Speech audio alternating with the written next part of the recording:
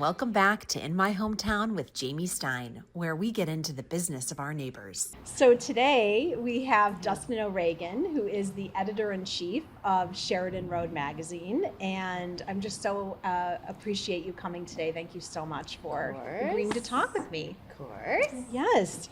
So you celebrated 11 years, I think, as Yes. editor-in-chief. Amazing. And for listeners who may not know, although you'd have to possibly be living under a rock in this town not to know too much about Sheridan Road Magazine, but what is the mission of Sheridan Road Magazine and the audience? Well, we are a luxury lifestyle magazine celebrating the North Shore, and we have house and home, travel, and cuisine. We do features. It celebrates a lot of different things. We do fashion and beauty. So there are a lot of different elements that I think there'd be something of interest for everyone. Some people love the social pages. Some people deep dive into the features, which I love. But I think there really is something for everyone. My favorite has always been, and I'm sure you hear this too, is the shore versus city. Mm-hmm. And just running to that every issue to see what everyone's saying, where they're going to eat and what they're doing and listening to. That's super. Is that one of your most popular features? Well, and it's so fun because it's exactly the same questions, but it's different every single time. Mm-hmm. And M.K. Pritzker did it for me once, and it said, "Where do you shop?" And she said, "Target." And I'm like, love that. Yes, and don't we all shop at Target? Yes. I mean, and sometimes I recently did one that was 2 pages because she sent me so much information, and I don't like to carve out the voice, but I'm limited to a word count, so it is sometimes really hard to keep that voice in it, but cut down the words.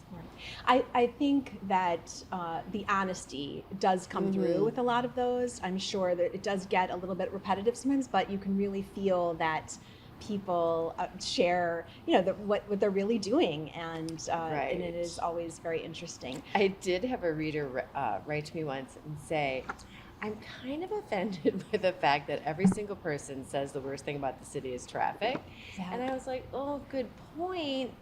But when they do respond traffic, I guess I should write back to them and say, "Are you sure that's really the worst part about the city?" But it's true. It is true. But it's universal, I guess. So that's a good point. So you started, I noticed, as an attorney. Let's talk a little bit about your startings and how you got to where you are right now. So I practiced law at Sun and Shine, which was in what I'll always refer to as the Sears Tower, and I loved it. I had a great office, 78th floor, overlooking Lake Michigan, and I loved that.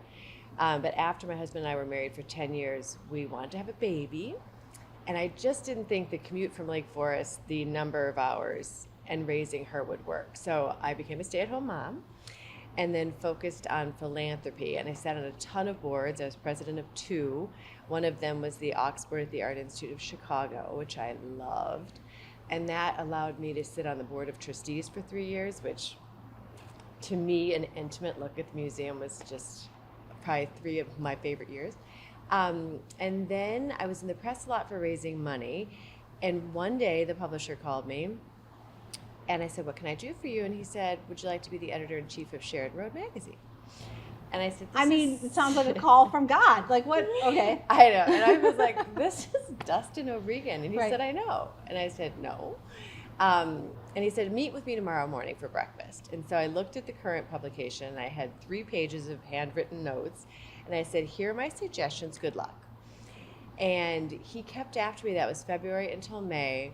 And my daughter was the one who talked me into it. And she was like, "Mama, you'd be perfect for this." So I didn't know anything about publishing. I knew a lot about people. And so the suggestions you gave him were of things. Content. Content. I wanted a lot more culture in the publication. I wanted to elevate some of the storylines. Just lots of little maybe layout suggestions. I can't remember what they were now, but you felt confident enough just to share that and say, if he doesn't want this is probably not the right way. Right. Well, also these were just suggestions for him. Like, good luck finding someone for this position. Like, I just said, no, I'm not doing it. But then I did. And then in a lot of the meetings afterwards, I'd have to Google terms. I'm like, Oh, it's our memory.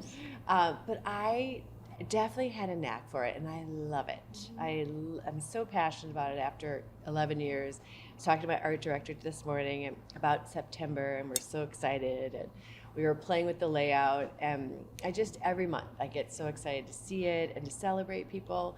We just did a launch party for the August issue, and my cover, Anna Assenmacher, who's a wonderful woman, was so excited. I feel like Santa Claus sometimes. Yes. Like I get to celebrate people and really share their story with our 200,000 plus readers. And how do you select from all these wonderful people? I mean, that's also the idea too behind this podcast, is finding these people within our hometown, this larger of communities, and just introducing people to these folks who live and work next door, and all the wonderful things they're doing, and you know, learning about what they do, why they do it. So how do you choose? Well, it's so funny. I ran into one woman on the street. She was standing in front of a business she was going to open, and I said, "Oh, would you like us to put this in Newsworthy?" And we ended up becoming really good friends, and she was the cover of one of the publications. It's just talking. I'm always talking to people. Then I do these lunches twice a week, 6 women around a round table, and often women will reach out and say, "Oh, I was wondering if you'd be interested in my story." And I always say, "Oh, come to lunch." You know, it's often people who don't know each other, women of different ages, different suburbs. But magic has happened so often at those lunches. And I'm always impressed with the women I do invite who don't know me, don't know anyone who's going to be there, that they come. But they do. And great friendships have come out of this. I used to get a lot of stories at my country club when I'd sit around the pool with my daughter and just talk to people. And it's just talking to people. And there's so many really amazing people who live here. Self-made billionaires, CEOs, you know, women doing amazing things in philanthropy, starting businesses. I'm stunned. I love too the way that you empower women and that you feature and support women. Talk a little bit about that. And you talked about these lunches, but what else has sparked that for you? Well, I love to celebrate. I've always loved and admired really amazing women doing amazing things, and it's always been something I've loved to surround myself with. And I'm also a connector. So I just took a Beyond Barriers course. My friend Brooke Ricketts runs it, and in that, they said, "What's your moniker?" And so everyone was always, my girlfriend from when I was working at a law firm said, "You're such a social pollinator." And so, love that. And social it's true. pollinator. Yeah. And I never heard that before. I'm love that. always connecting people, and it's my gift. It's my superpower. So my moniker was Queen Bee in that class. But I just instinctively connect people together, and I don't know what it is or how it happens. It's not, and I just had my friend of mine at one of these lunches say, how do you strategically put the women together? And sometimes I do, and sometimes when I focus too much on it, it doesn't work. But sometimes when it haphazardly comes together and we're all in different fields, that's where some real magic happens. It's very interesting. But no, I love to celebrate women. I feel like it's important to do that, to celebrate and respect and support each other. I see that in my daughter. I want women to help her, and I don't know. And I'm a big fan of helping young women too. If I have an intern right now and I'm giving her byline, she's amazing. And if you show great strength and promise, by all means. When I used to feature women and I felt like, okay, I featured you, I would give them to other friends that had podcasts or other magazines that weren't connected to the North Shore, because why not? Why not? I love it. Meet Aveline, clean, delicious wine made with organic grapes and nothing you don't want. No added sugar, no unnecessary ingredients, just beautifully crafted wine for any occasion. Pour a glass and feel good about it. I know there's no typical day anymore, but what is a typical day for you? Well, it's so funny because I work at night, I work on the weekends, and if I email someone on Sunday, I'm like, why aren't you getting back to me? Like, what do you mean you don't work 24/7? I think because I love it so much, I'm always doing it. but I got up this morning and I've read through a hard copy of my proofs one last time for September, and I've already assigned all of October. It's coming in next week. November, I will assign next week. I know. So I just am always working on something, and I was going to edit news this morning, but I didn't get a chance to, and so it just depends. And then I have to look at my Google Docs that I have out until September of 2026. Wow, okay. And I'll get too many features in, let's say, November. So I have to figure out, okay, who do I push? Who do I put in a different section? How can I do that? Is that some of the stuff that you didn't anticipate, or like what's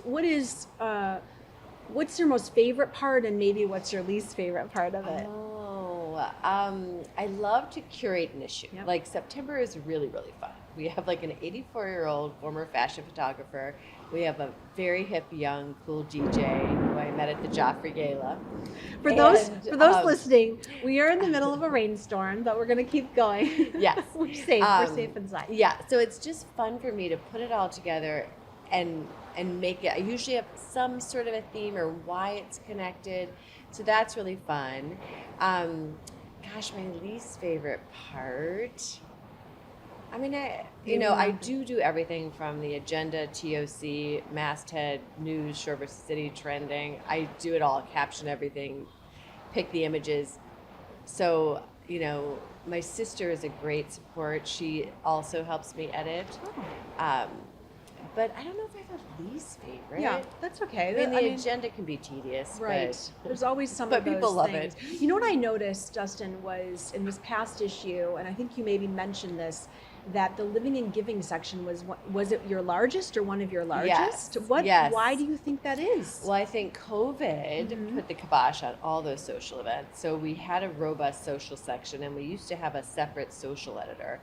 And then COVID happened, and it really took a long time for those events to kind of ramp back up. So August is notoriously big because you've got spring and summer. Yeah.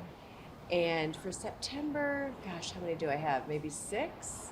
But I think I had 24 in August. It's also one of my favorite sections because I love to see what everyone's wearing and, of course, what everyone is giving to and these special causes.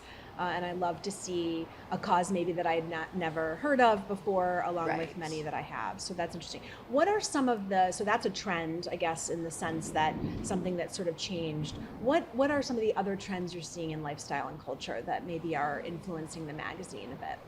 Oh, gosh. Well, I love art. We just featured the Kaibad exhibition in June.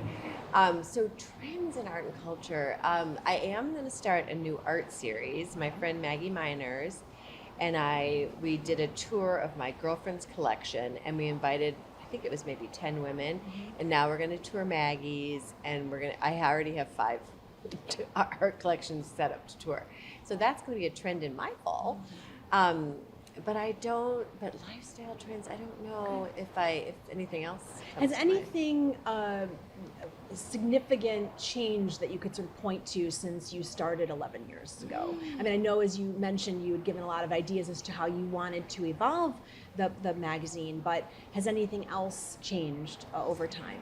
Well, it's funny. So my art director, Amin, who I very much love working with, and I have been together this whole time. So that's been great and has stayed consistent. And I really like working with him because he'll redo things until we're perfectly happy with it. And my writers, I've really honed in on wonderful writers because writers are so important. And whenever I get an extremely good writer, I protect them because they are great. Same with the photographers. I think I've really found sort of my people that I love working with. I think it's just creating a really good team makes my life a lot easier. As we get a little older, I think you realize more and more the people that you surround yourself with. I mean, of course, that you want very talented people, but also that people who are good people and people who you want to be around. So that's wonderful I say that's big success if you have that. Yeah, and I love excitement. If you come up with an idea, I want people to, oh my gosh, that's a great idea. How can I help? Yes. And I came up with this brilliant idea. It was my April cover, I think it was 2 years ago. It was The Women of Consequence. Loved that with all my being. And I woke up one morning, and I don't know if it was because I had read the new director of the Louvre was a woman. Denise Gardner had just become chair of the Board of Trustees at the Art Institute.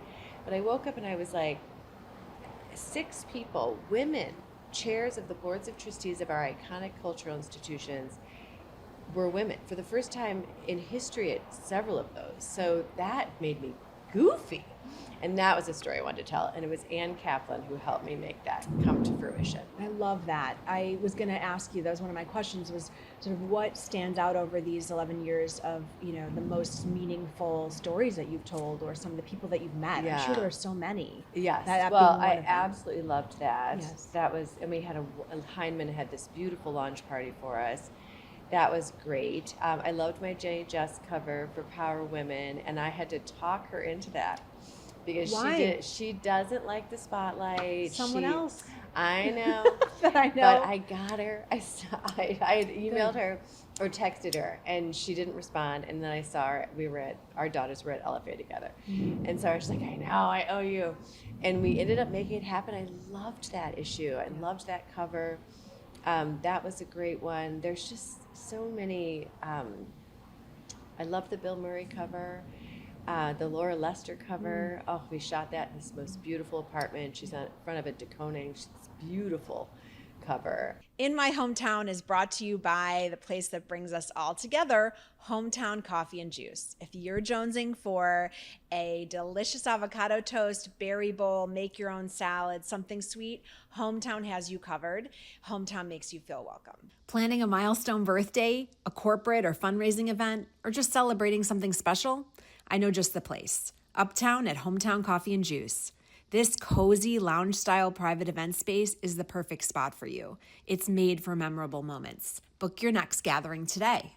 When you're out and about and you talk to someone and someone realizes who you are, what are some of the maybe features or some of the things they talk about the most? Well, the Power Woman issue. Okay. I've learned the power of branding, because I feel like many of the issues are all Power Women, but that issue men come up to me about, women come up to me about. I think it's probably one of the most celebrated issues, and I'm working on that right now. I have some great women for wait. October. Okay. Really, really cool women. So I'm excited about that. That's probably the one that most people talk about, and I get a lot of comments on my travel section because I write that. Yes. So people are always commenting on that. I think Jackson Hole is in one of the recent issues that I just read, and I just was there. I took my 2 daughters there. Yes, this was our first time going. It's beautiful. In the winter. I think we could also go in the summer. Spring would be amazing. We stayed near this Kimosabi. There's one in Aspen, and they have one there. And we didn't get hats, but we looked. And but we had such a fun time. It is such a old West town in this feel, and the people there are so nice, and the food is so good. And it's funny because I didn't travel as much in the States. We were always going to Oman or Maldives or Abu Dhabi. But during COVID, I did do the America, and boy, what a beautiful country. Right? Utah, Montana. Montana's one on my list too. Oh my I gosh, have Bozeman, I think I really want to go to. Yeah, we went to Paws loved. I would highly recommend the Green O there. Okay. And Utah, the Amangiri, loved. No, there's so much to go and see. I know. There's just so much to explore. And people are like, have you done it all? I'm like, no. Right. So much more. I more. love that. And I love that section. What's coming? Can you tell us what? Rome. what I have might a be great coming trip in that's in September is Rome. My daughter and I, because the Pope, there was a Caravaggio exhibition that I really wanted to see. And the Pope. And so we're like, let's go. And we ending up at St. Peter's on his first Sunday prayer. Wow. It's crazy. And so that would be a good get for Sheridan Road. That was really fun. Chicagoan. That was really fun. And then Africa's October. Oh. We did a cruise, that's November. Hawaii's December. Guatemala's February. I think St. Bart's is March. Yeah, so lots of fun super things. lineup to tell us about. What's some advice that you would give to someone trying to get into the publishing or editorial field? You know, it's funny because print has decreased so much, which is so sad. landscape's changed. My friend was with Vogue, and it just went from so big to so small. I used to love getting that Vogue. I know. And you just sit down for an hour with this giant magazine, and now it's like a 1/4 inch thick. But I wonder if there will be a renaissance, because I do think that people love, I think what's so special about Sheridan Road is that everybody gets it in their mailbox. It's delivered to every household and business, Wilmette to Lake Bluff. And I think people love that. And I remember when I was a kid, we used to get so excited about getting the mail. And now the mail is so lame. It's like one bill flyer. But I even get excited to get it in the mailbox. So I think there's something about print. I agree with you. I actually think that has changed. That when we get an invitation to something and it's a hard copy, I'm so into it now. Yeah. So I do think that maybe it's coming back Like in some vinyl. way. We'll go back to print. Right. Yeah. Well, and it is a beautiful magazine. My intern graduated with a journalism degree. Yes. I had another intern who graduated from NYU with journalism. And they're honestly having trouble finding jobs. I think it's a tricky industry right now, and with a little bit of an uncertain future. Yeah, I hear you. So you talked a little bit about some of the stories that are there. What's on the radar for Sheridan Road in general? What do you see over the next couple of years? Oh, I just think more fascinating people. I have, you'll meet this woman in October, 2 women who are extraordinary. They just launched the first Native American female fund. She's writing checks, $500,000 to $4 million a pop, for Series 8 organizations that are devoted to the planet or children. I'm like, how cool are you? First book. Love it. She just had her 3rd child. She's still breastfeeding. Like, I just, there are so many women to celebrate. I know. Just makes me silly. I love it too that I sometimes I find myself in my pajamas at 8 o'clock and I'm thinking all of the things I could be doing. Right, writing at a night. book. But I also need to give, I think a big thing that women need to do is give ourselves some grace about things and self-care and all of that. But I'd love to see. And it doesn't have to be for you. Like, I have a girlfriend, CEO of a company, 2 kids, best-selling author, teaches at Stanford, University of Chicago. That's not me. That will never be me. But I'm like, go you. If you can make it all work, I'm so proud of who you are and how you've made it work. But I never feel, and maybe that's why I love to celebrate women, because I never feel like, oh, no. I mean, go you. That's you. It's not me. I like to sleep in. I like to be in my sweatpants in my kitchen and work on my computer. I mean, I'm not, like people say sometimes, like, oh, you're running all the time, you're doing, no, I give myself grace.